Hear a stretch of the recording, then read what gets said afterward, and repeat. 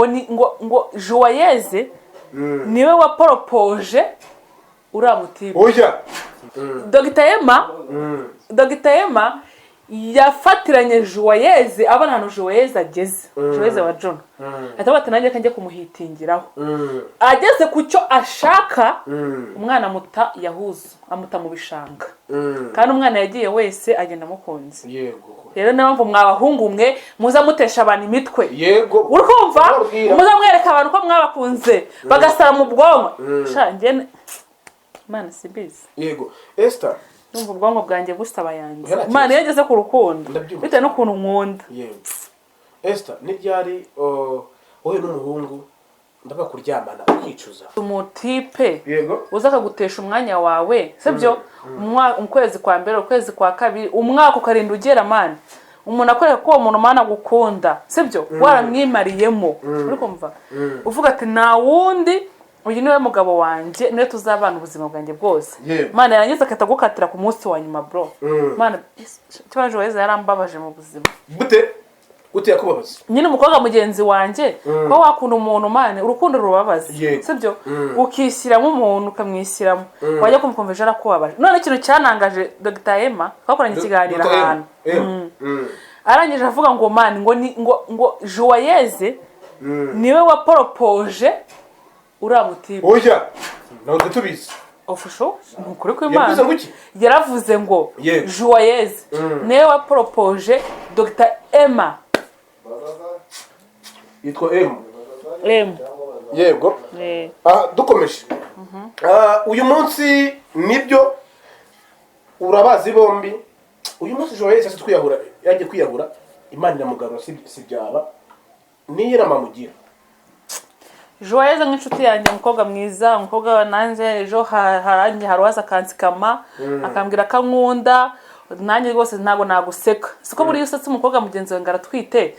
bikunda kuba mu cyaro yego ushaka guseka umukobwa mugenzi we ngo ngaratwite ngaratwite mana ugaseka ngo gute uranga twitiri wabo mana projet no ukatandika itisama kwa mugana subizi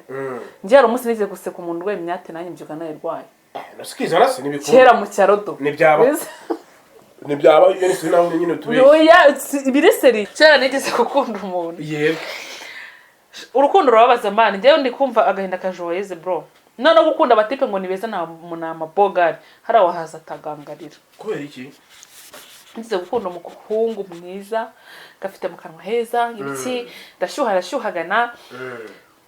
njye nsanga ari kumwe n'umukobwa n'umukobwa nandusha n'ubwiza pe ukuremba man nanjye narabonye ndavuga ati nshobora kuba ndi igisuperi imbere y'uwo mukobwa cyangwa se ndi umukozi imbere y'uwo mukobwa ariko ndakuno uwo mutipe yanyinishirije umutima udufaranga twanye nakoreraga nkagenda nkamugurira ishuka nkagura udusogisi nkagira iki nagize ukuntu nahise mbikora nari narafashe ifoto ye tuyishyira mu cyumba cye yanjye nawe nanjye mfata cya gifoto nagishwanyaguje imbere ye nikumva ngenda akunda ariko niyo nanze ngemera nk'umusazi naguhitana fata ishuka nari naramuguriye ndayishwanyaguza ariko mwe no mukobwa urafuha mfata ya masogisi yego ndageranya ciri imbere uwo mukobwa bari bicaranye yego uwo mutipe cyo kweza savuga ati uwo mutipe ibaze ko nanize sa ajya mbwira ati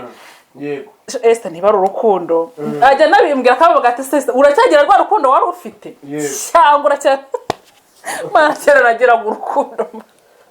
no ninjye no baboro urugeze Esther mu rukundo Mana ndakunda Mana kamubwire mu rukundo uza bahinde tujibona urukundo rw'abahinde nuko impamvu maje gutyo Esther nuko we na Nzovu mwarakunda mukundana wishyira mu rukundo rwa Nzovu Nzovu sinigeze mukunda no I swear to God sinigeze nkunda Nzovu no ariko umutipe nakunze Yesu we Mana we Brise njye nzaguha uhege uzaza hano mu munsi umuhamagare nk'umutipe nakunze akubwire ukuntu nje nkunda Mana nge ndagukunda kubyo wa mutima wanjye mujyana na n'ubwenge bwanjye bwose hani yumbabaje nanjye ndarira haha nindira nk'wate kuko uyu mutipe kuki muje wowe urukundo na Joyeuse ndetse wowe na Nzovu na Joyeuse na Dr. Emma nukubera ko uyu munsi Nzovu ntago wamukunze ariko mwarabanye ndetse muranaryamana Joyeuse nawe ntago Dr. Emma yamukunze yaramushutse amurya utuntu twe barakundana. kuki ubundi mbona nuza Dr Emma Dr M mbona yaragiye kuri Joe nkuko nanjye nagiye kuri Nzovu gute sasa rero dusobanurire gende kumva ariko yagiye dusobanurire nkanjye nagiye kuri Nzovu yego nshaka kwihitingira ambwira nze mba umugore we usanga ari umuperikweri ibintu byose utanga igitambo broski uzabaza burya ntabwo ikintu cyose upfa kwita ukijyamo ubuze ko Nzovu kandi zire zigwaye kandi zose zitwaye no naramukingiye wamukingiye nabakoreho ngaho kwabuze ko bikora ni rimwe ni rimwe mu 20 cyo kuzi icyo gihe naremeye ndapfusha ubikorera uko rw'amafaranga bro manu ariko burasi nigeze nanamukunda byo byanarangiye uri kumva ntabwo nicuza kuko aho hano nicaye nahageze kubera Nzovu ikindi cyane kandi aho ukora umucyo bisa rwose uri kumva Dr Emma yafatiranye Joyeuse abana hano Joyeuse ageze Joyeuse wa John atabati nanjye kanjye kumuhitingiraho ageze ku cyo ashaka umwana muta yahuza amuta mu bishanga kandi umwana yagiye wese agenda mukunze yego rero naho mwabahungu mwe muza mutesha abantu imitwe yego urumva muza mwereka abantu ko mwabakunze bagasara mu bwonko shange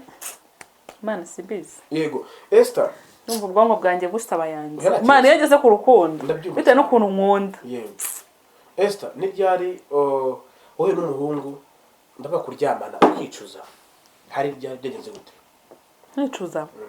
soko nejeje kenshi koko Mana yanjye yes umunsi wicuza se nyine icyo gihe cyera naricujije pe hanyuma habaye iki n'ubuzima nyine ukicuza tukatubate Imana yanjye bro ariko Mana wese ndone ibyo bintu simashaka no kubitekereza Esther ukiraho hari byinshi bagushinza waciye muri byinshi bandi banacamo wakirago bangaye ku munsi barenze bara babarse waze kumbaza ibyo bibazo ubuse wowe tereta nabo wowe utereta vuga bangaye ngera kubaje nsubiza none ngiye ni benshi sinanababa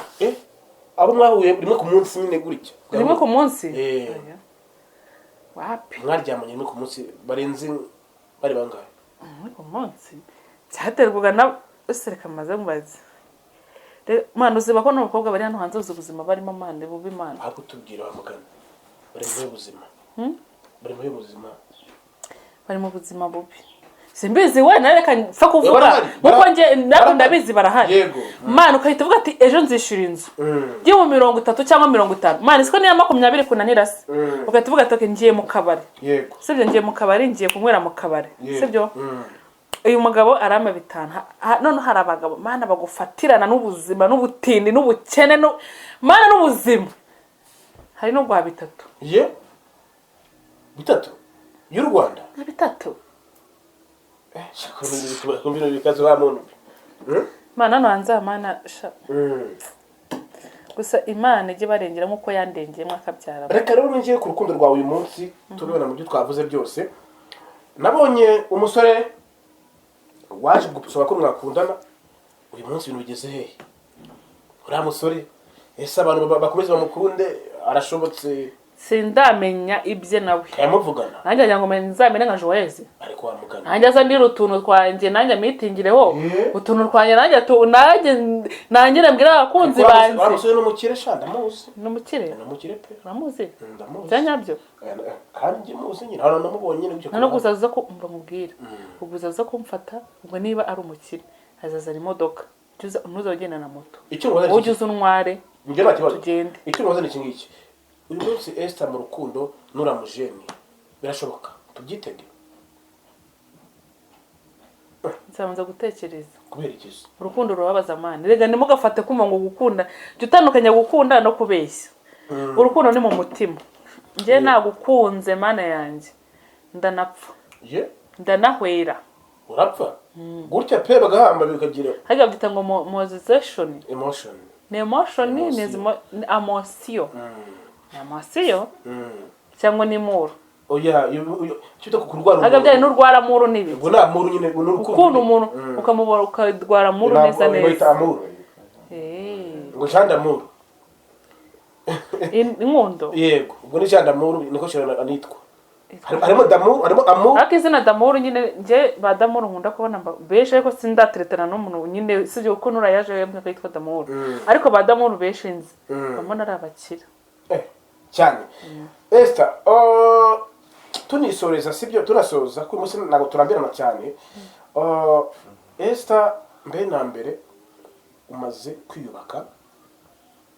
hari bibazo kugira umunsi w'icyo kiganiro bihebye bumva ko ubuzima bwanze, icyo babwira? Ndumva mubwira ni mwihebe, nakumva naho Imana itakura nayo itageza umuntu. Nkanjye Esther mureba uko nabaga nzike mu kabari, ubundi bari banze, ubundi zukurunge banyitaga kera Kinyomoro. Kubera iki? Simbizi. Byavuye Kinyomoro? Cyane ko inzobe cyane. Simbizi ko unyuze nino cyane Kinyomoro. Je uniya na moto hari tana cyangwa wenda ngace no kuri moto. Kinyomoro arahise. Kinyomoro arahise. Ubwo ni mu kabari nasinze nihebye ibiti nigasani. Umva mwicare mutuze. Namwe Imana izabagerane. Umunsi ndyama ngasinzira. Umunsi mva mu kazi. Na n'umuntu wamamaga bari bamamagaraga ngesa nguri hehe ngo ndagwaye bitatu no gatatu busa yahuzo bisubirane umunsi yanjye icyo nshaka ngo icyo nshaka njya muko nshaka niyorose uko nshaka urya mano ushaka no nta n'umusheri rwose ndanagira no pe kandi nabonye hari waje gusaba nyine n'uwo ngo ariko ngiye bya ningo byo kungira ngo ntaraye mu kabari musigaye nanjye niba ari musenda yigurira bro niba aricyo kiro cy'inyama si 10,000 nanjye ndabyihahira. Kereva TV show no mu diaspora azakuremere kabisa. Azandemera. Bimusabe Kereva dore Kereva iti ya. Bamwita Kereva. Kereva. Ni televiziyo niyo nsabwa. Ndumva nta kiri kintu nsabwa. Televiziyo. Ubwo yabyumvishe. Guys rero tuvuze twarambirana reka dushimira abakunzi bacu kandi nawe komeze kwitaho umaze kuba keza. Oya shani. Reba sige muzi mbere nabyukaga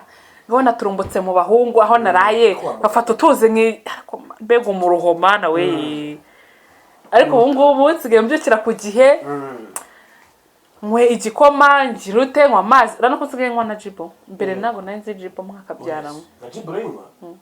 nekera no kuri gaze maze kuba umusirimu nyine nawe umusirimu nk'umwana wo mu bakire umwana wo kwa dadi byukira igihe nshakiye mbyuka muri make Imana irakora idakora Imana irakora irakora yego Esther rero dusoza gira kayimo k'Imana undirimbe ya DC kuko Imana ikora urumva ko avuye kure kw'Imana hari ndimo nkunda kumva ndayiboka noneho ra ira ndirimbo ivuga ngo ngibasha gukora ibiruta ibyo dusaba sibyo siko bayirimbara ngibasha gukora ibiruta ibyahanuwe TV umeze neza shima Imana nge nitwa Aiti niba utameze neza ihangane ejo cyangwa ejo bundi uzamera neza mayikaze abakunzi bacu bari mu majyepfo amajyaruguru birasirazuba ndetse we no muri Kigali we no hanze y'u Rwanda ngarukanye na madamu Nzovu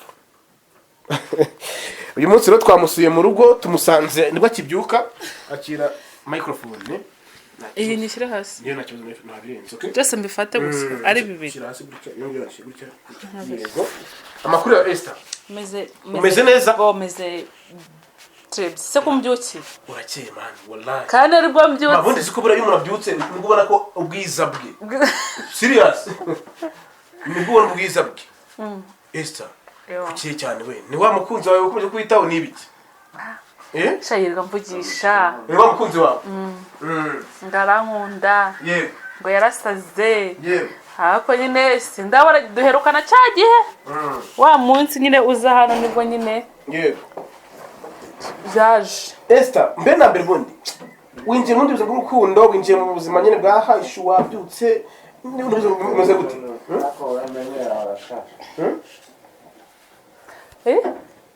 urahari Esther mbwira nabo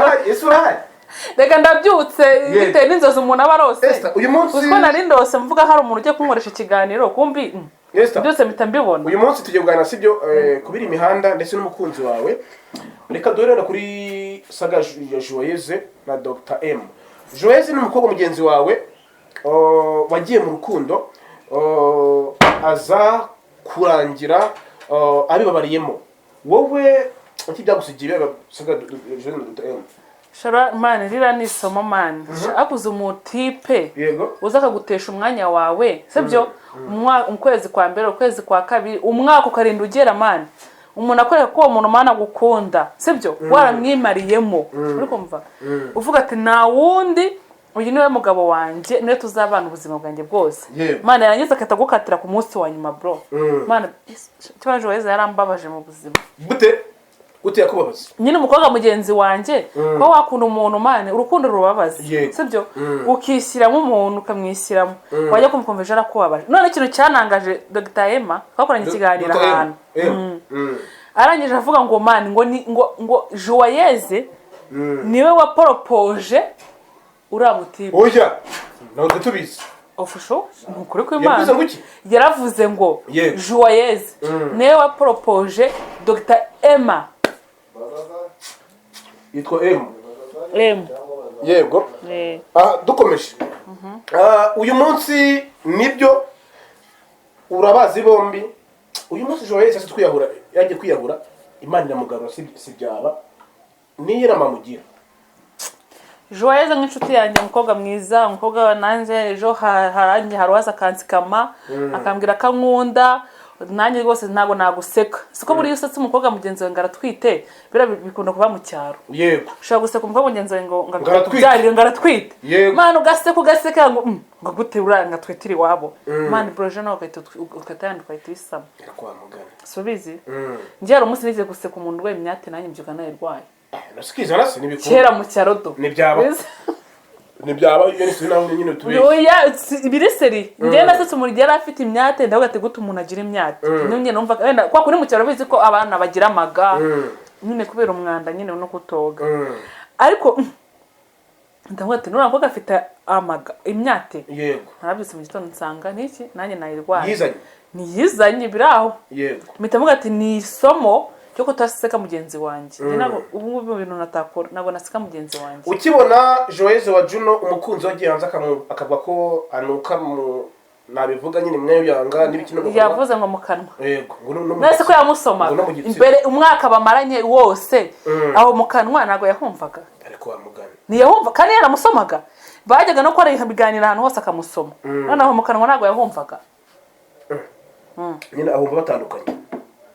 aba njye mbona uramutipe abashaka guprofita abana bakizamukira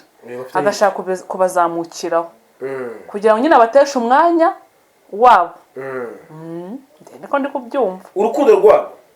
rwabahereye isomo ntihemenye umuntu uzaza akabwira ngo arankunda nyine nawe sinzamwizera nahita mwizera aka kanya bizafata ibintu birebire da turabyinjiramo mu kanya by'umukunzi wawe turabyinjiramo bireke ndavuga tubyinjiramo yego mwawe rero sasa ufite abakunzi ubuzima bwawe bwa buri munsi wapanze gute ubyutse ukora iki gutya na gutya abantu batabizi babimenye iyo mbyutse urambere na mbere iyo ubyutse mbere na mbere no gusenga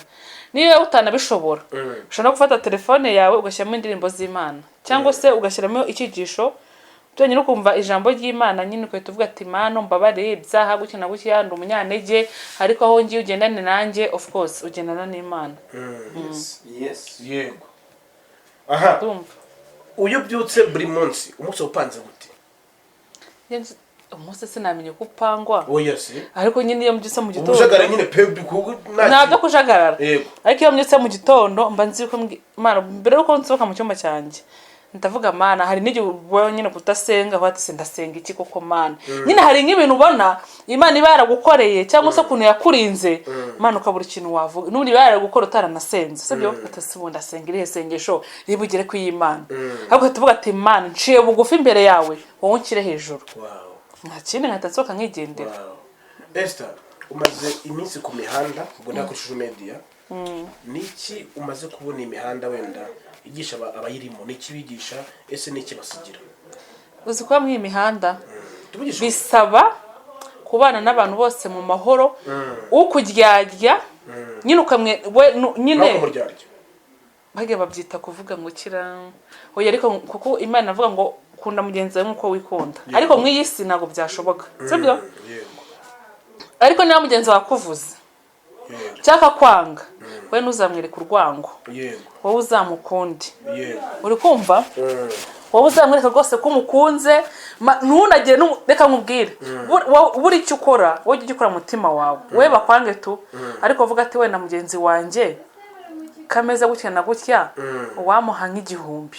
ese ko wenda yanyinjije mu aka kazi, ese wamwicaza ahantu nkamugurira agafanta, wenda waranyanga aramvuga pe, ariko wowe kora ikituma Imana ikubona neza, ariko abandi bakubona ukundi wowe kutari. Yego ukira gute uyu munsi abantu bafite uburyo bakubonamo ariko wowe atari kumeze? Ngereka nyine abantu benshi ukuntu bamfata, yego mfatamo nk'umuntu udashobotse, mfatamo nyine nk'umuntu nyine utazi, ariko ngiye kunumera buriya nanga umuntu ngiye mubwiza ukuri ukanyanga cyangwa ukabirika iki, kuko mba nshaka, kuko reka uziko ushobora kwanga umuntu, uri kumva nk'ubaka kanya nshaka kuvuga ati hari umuntu wamvuze, kandi wa muntu nubwo umwanzi ejo hari ikintu runaka uzamukenera, bidashatse kuba ko muzagendana nyine muhararane no kuvugana birahagije, biraho nyine bikeye, ariko ushaka kumuhamagara ati se wanshake umukomisiyoneri akanshakira inzu, aguha nimero zo umukomisiyoneri, nawe abagize ute agufitiye umumaro. Yewe numva abantu bose babana mu mahoro, ukwanga nge uzanyanga nge nzamukunda uko ateye, ntawe nzigira nanga. Ni ryari urukundo rwatumye Esther arararira ijoro ryose? Urukundo tubwize ukuri. Urukundo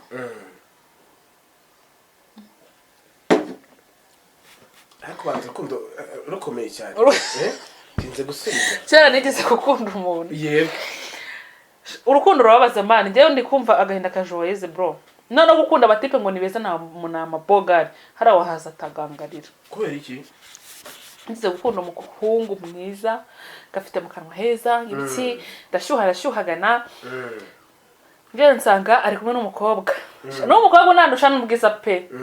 ukuremba man, nanjye narabonye ndavuga ati nshobora kuba ndi igisuperi imbere y'uwo mukobwa, cyangwa se ndi umukozi imbere y'uwo mukobwa,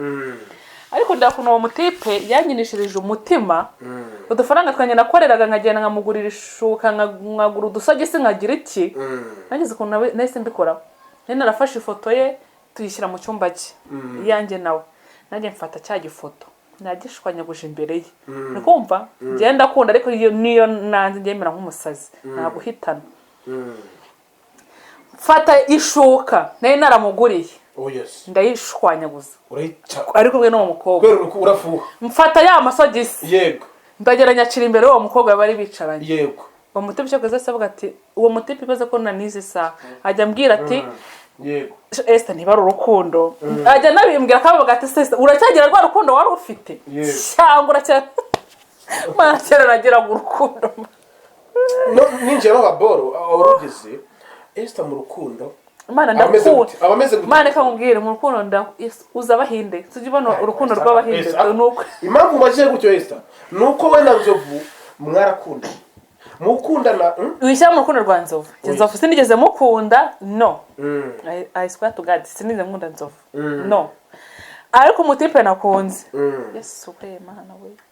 Brise njye nzaguha uhege uzaza hano mu munsi umuhamagare nk'umutipe nakunze akubwire ukuntu nje nkunda. Mana nge ndagukunda kubyo wa mutima wanjye mujyanana n'ubwenge bwanjye bwose hani yumbabaje nanjye ndarira haha nindira nk'wate kuko uyu mutipe kuki muje wowe urukundo na Joyeuse ndetse wowe na Nzovu na Joyeuse na Dr. M nukubera ko uyu munsi Nzovu ntabwo wamukunze ariko mwarabanye ndetse muranaryamana. Joyeuse nawe ntabwo Dr. M yamukunze yaramushutse amurya utuntu twe barakundana. Kuki ubundi mbona nuza Dr. M mbona yaragiye kuri Joye nkuko nanjye nagiye kuri Nzovu. Gute sasa rero dusobanurire gende kumva ariko yagiye dusobanurire nkanjye nagiye kuri Nzovu yego nshaka kwihitingira ambwira nze mba umugore we utanga ari umuperikweri ibintu byose utanga igitambo broski uzabaza burya naga ikintu cyose dupfa kwita ukijyamo ubuze ko Nzovu kandi se zirwaye kandi zose zitwaye no naramukingiye wamukingiye nabakoreho ngaho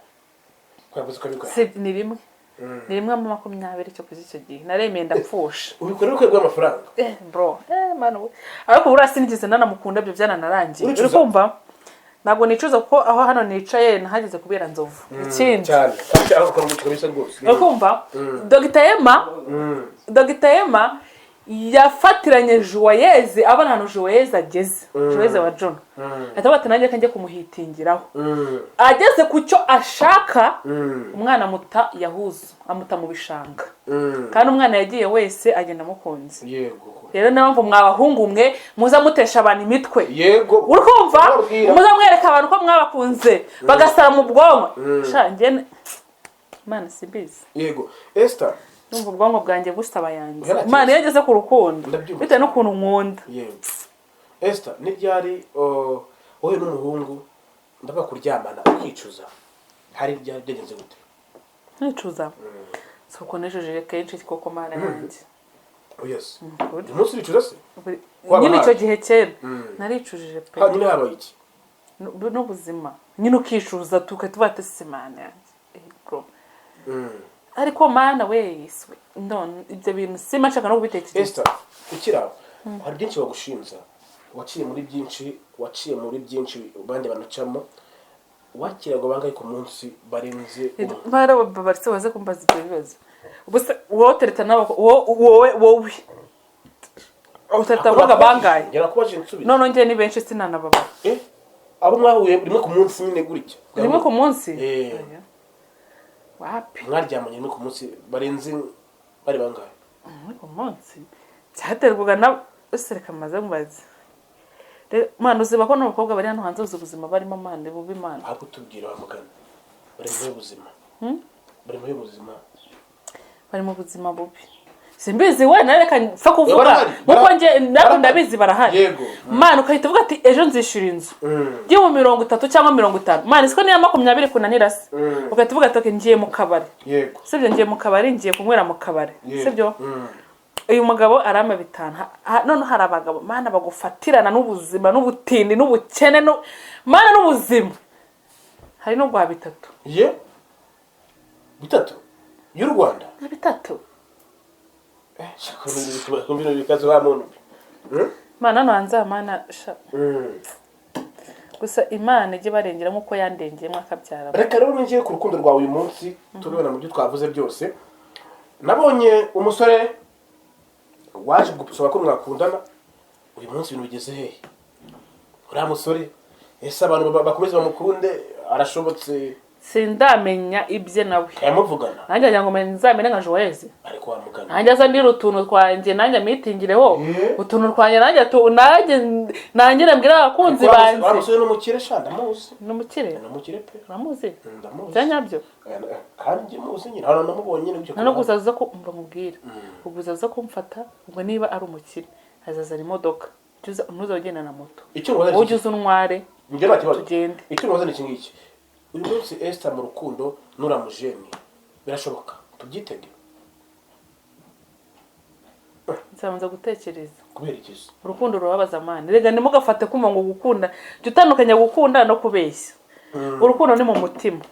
ngiye nagukunze Mana yanjye ndanapfa ndanahwera urapfa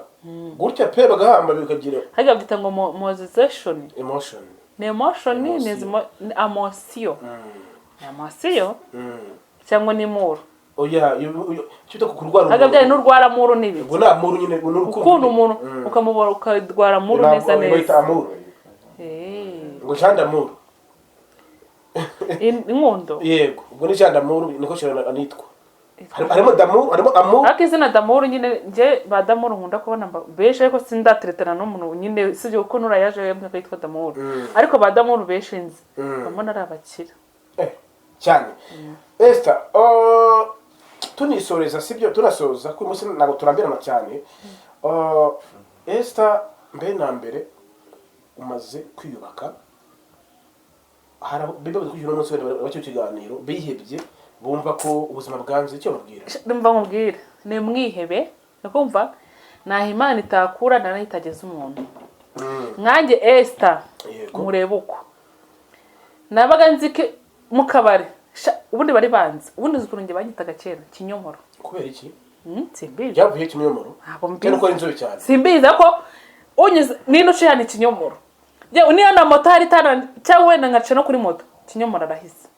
kinyomora arahise ubwo ni mu kabari nasinze nihebye ibiti nigasani umva mwicare mutuze namwe Imana izabagerane umunsi ndyama ngasinzira umunsi mva mu kazi nta n'umuntu wamamaga bari bamamagaraga ngahise ngo uri hehe ngo ngo ndagwa bitatu no gatatu busa yahuzo bisubirane umunsi icyo nshaka ngo icyo nshaka ndyama uko nshaka niyorose uko nshaka uryama no ushaka no nta n'umusheri rwose ndanagira no pe kandi nabonye hari waje gusaba nyine n'uwo ngo ariko ngiye bya ningo byo kungira ngo ntaraye mu kabari musigaye nanjye niba ari umusenda yigurira bro niba ari cyo kiro cy'inyama si 10,000 nanjye ndabyihahira Clever TV show no mu diaspora azakuremere kabisa azandemera bimusabe Clever dore Clever iti ya bamwita Clever ni televiziyo niyo nsabwa ndumva nta kiri kintu nsabwa televiziyo ubwo yabyumvishe guys rero tuvuze twarambirana reka dushimira abakunzi bacu kandi nawe komeze kwitaho umaze kuba keza oya shani reba tsige muzi mbere nabyukaga ngabona turumbutse mu bahungu aho naraye bafata utuze mbega umuruhoma nawe ariko ubu ngubu nsigaye mbyukira ku gihe mwe igikoma ngirute nkwa amazi rano ko nsigaye nkwa na jibo mbere ntabwo nari nzi jibo mwakabyaramo na jibo renywa nekera no kuri gaze maze kuba umusirimu nyine nawe umusirimu nk'umwana wo mu bakire umwana wo kwa dadi byukira igihe nshakiye mbyuka muri make Imana irakora idakora Imana irakora irakora yego Esther rero dusoza gira kayimo k'Imana undirimbira desi kuko Imana ikora urumva ko avuye kure k'Imana hari ndimo nkunda kumva ndayiboka noneho ra twagira ira ndirimbo ivuga ngo ngibasha gukora ibiruta ibyo dusaba sibyo isiko bayirimbara ngibasha gukora ibiruta ibyo dusaba komeza Imana ibasha gukora ibyo dusaba yego Imana ishaka kuvuga ngo ngenda shaka iyi nonzu ikama ibindi birenze nyine Imana ikanagukunda n'ubuzima wawe urimo ikaguhindurira kabiri gukuba kabiri ni kane ikagukubira ubuzima ugakomeza kuzamuka turabashimiye mutwabanye ni twaiti nshima Esther ubwembuze Esther ni madame wanzo of course ex wanzo ariko abantu bose banzi madame nzovuste ariko nenda mushimiye nzovuste we wakoze kuza thank you